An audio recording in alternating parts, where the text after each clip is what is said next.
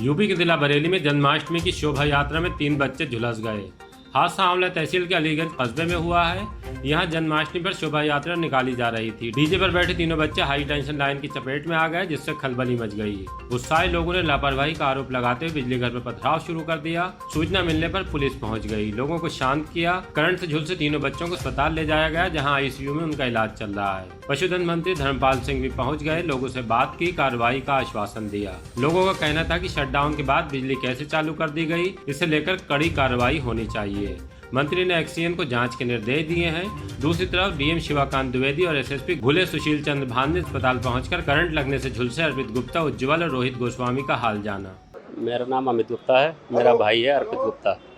तो शोभा यात्रा निकल रही थी, हमारे यहाँ 8 साल शोभा यात्रा निकलती है। 15 से 20 हज़ार लोग उसमें होते हैं और उसमें लाइट हमारे यहाँ जो रहती है सुबह 9 बजे से शाम के 6 बजे तक शटडाउन रहता है।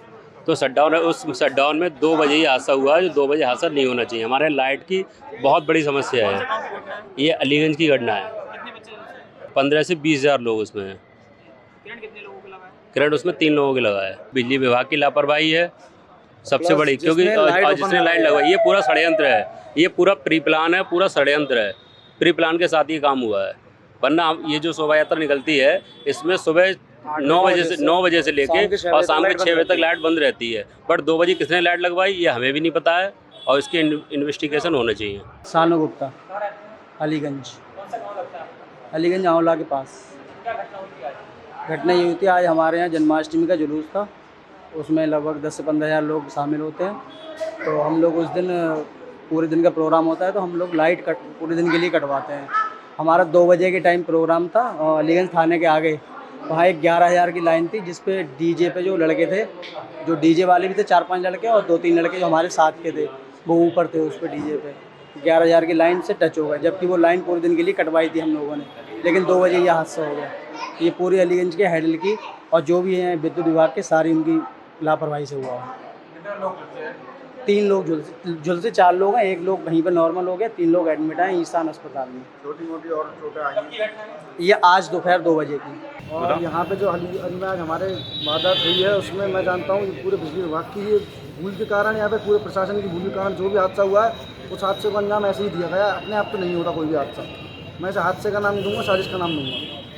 जब यात्रा समाप्त होने वाली थी, 10 मिनट या 15-20 हद से 20 मिनट की यात्रा रह चुकी थी एंड में, बस यात्रा 20 मिनट के बाद समाप्त हो जाती। हमेशा से त्यौहार हमारा, हमेशा से जन्माष्टमी की यात्राएं निकली हैं अलीगंज में से, नगर में से हमेशा से यात्रा निकलती है। सुबह 10 बजे से लेकर शाम के 6 बजे तक लाइट बंद रहती है।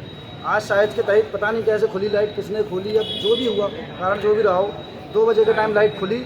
हमारे जो सेट पे खड़े हुए थे मुहर्रम पे भी, और जो बाकी के त्यौहार होते हैं सभी पे हमेशा से बंद रही। शासन से आदेश 3 दिन बंद रहती है, पूरे लाइट ऊपर से बंद रहेगी। भाई भीड़ भी है, नीचे भीड़ चल रही है।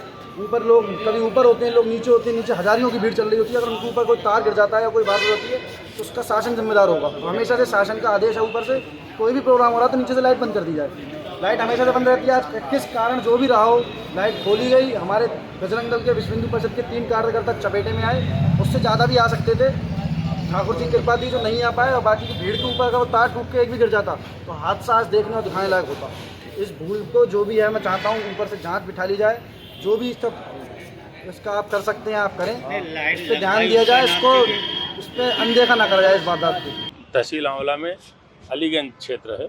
अलीगंज से शोभा यात्रा भगवान कृष्ण की आज निकल रही थी लगभग 2 बजे, और नगर क्षेत्र वहाँ का पार करने के बाद रास्ते में 11,000 की जो एसटी लाइन होती है, उससे डीजे के ऊपर बैठे हुए 3 लड़के उनके चपेट में आ गए, जिससे वो घायल हो गए हैं और उनको यहाँ पर ईशान अस्पताल में भर्ती कराया गया।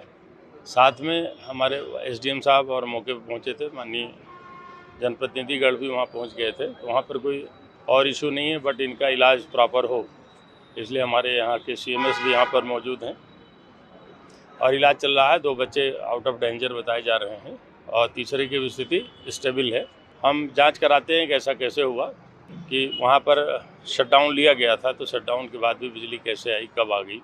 नॉर्मली तार जो है वहाँ का जो भी पता चल रहा है अंदाज से लगभग 12 से 14 फुट की ऊंचाई पर है। बिजली की तार की ऊंचाई पर होने के बावजूद भी बिजली का करंट वहाँ नहीं रहना चाहिए था। इसी बात की भी हम जांच कराएंगे, जो जिम्मेदार हो उस पर कार्रवाई होगी। और जो घायल लोग हैं उनको भी जो अनुमन्य मुआवजा होगा, सहायता राशि होगी बिजली अधिनियम के अंतर्गत, उस पर उनको भुगतान किया जाएगा।